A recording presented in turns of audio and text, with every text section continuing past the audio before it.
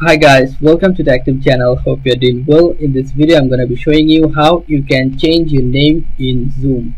So in this case, open your Zoom first application and log into the Zoom application.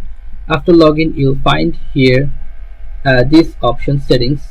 Go to settings and you'll find here profile. Before that, open your browser and now click on profile. Go to edit profile. You will see here, and you can see here in the browser your profile is open.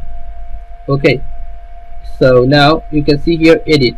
Click on edit and you can change or rename your display name like this and click on save. Your display name is changed. Okay, another thing you can do is, so if you are in a meeting, then if you want to change your name or rename your actual name, how you can do this, just click on meeting. I'm showing you for basic tutorial. Okay, like I'm in a meeting here, click on join audio, then you will find here this one, participants. Click on participants and you can see here my name.